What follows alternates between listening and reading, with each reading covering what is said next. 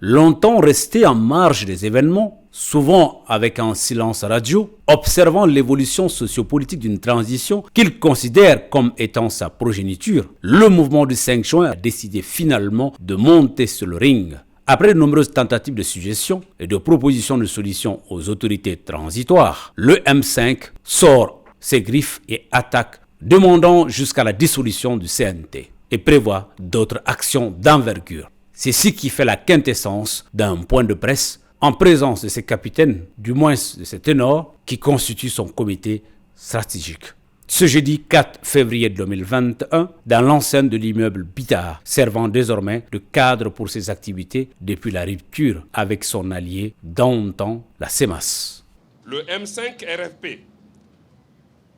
a porté de nombreux mois durant les aspirations légitimes du peuple malien pour éviter la disparition de notre pays en tant que démocratie, république et nation par le fait d'un régime oligarchique, corrompu et plutocratique. Bravant le soleil et la pluie, les sévices, menaces et arrestations, les gaz lacrymogènes et les tirs à balles réelles qui ont fait de nombreux blessés et des morts dans ses rangs, mais refusant aussi les postes ministériels et autres privilèges qui lui ont été proposés,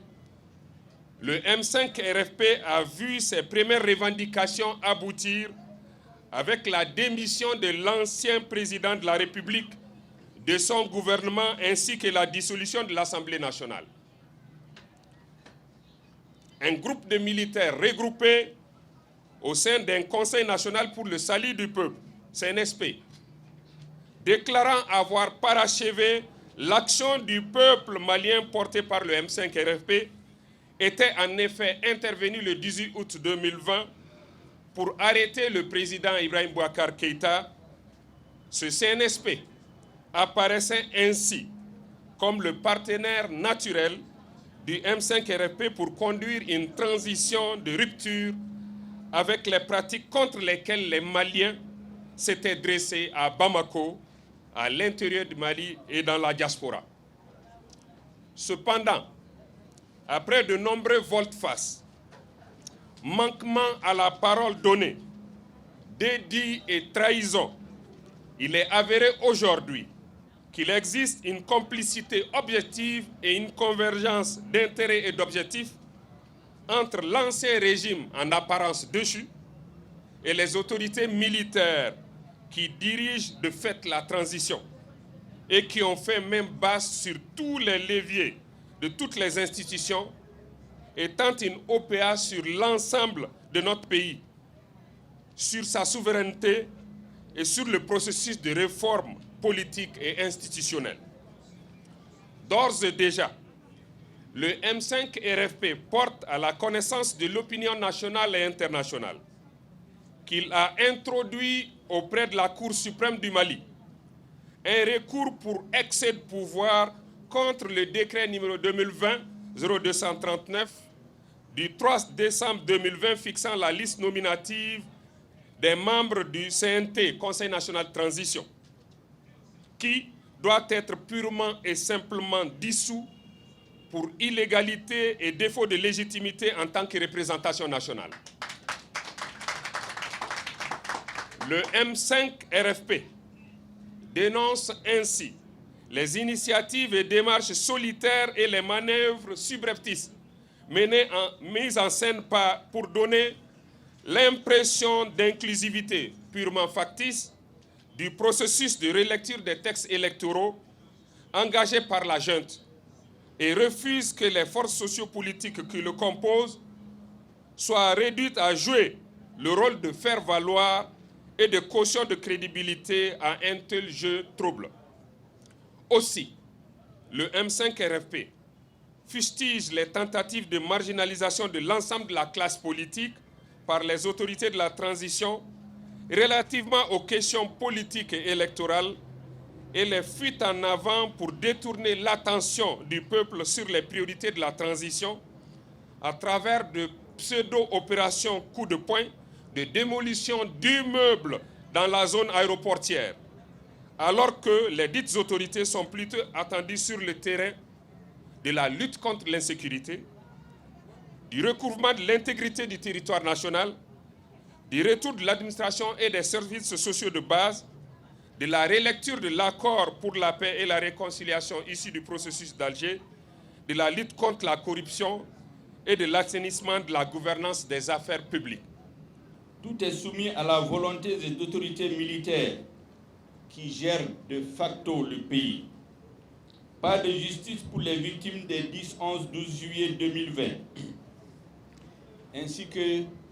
celles de Caï et de Sikasso. Pas de processus inclusif de préparation des élections. Le M5RP a fait une déclaration à cet effet. Nous avons le cas assez symptomatique qui se développe aujourd'hui autour du ministère de l'administration territoriale. Voilà un ministère qui ignore totalement le décret du 8 janvier 2021 qui a dissous la CENI. Ce ministère donc invite le 11 juillet les partis politiques et la société civile pour parler des futures élections. Il invite la même CENI qui avait été dissoute depuis le 8 janvier par le gouvernement par décret. Nous avons la lutte contre la corruption, notamment les grands dossiers de détournement au niveau du ministère de la Défense et de la Sécurité, qui sont restés lettres mortes à ce jour.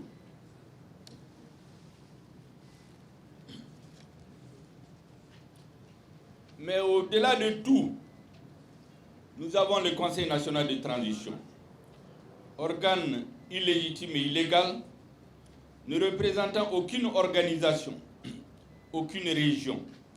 aucun cercle. Les membres nommés dans le camp militaire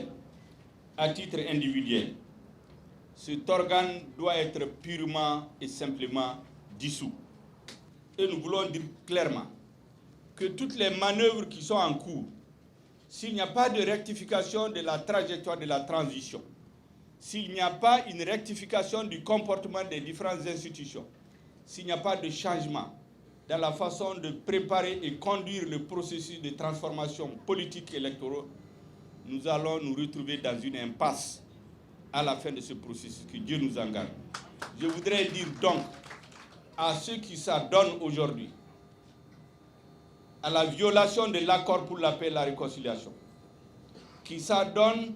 à la multiplication des injustices contre des couches faibles et défavorisées du peuple malien,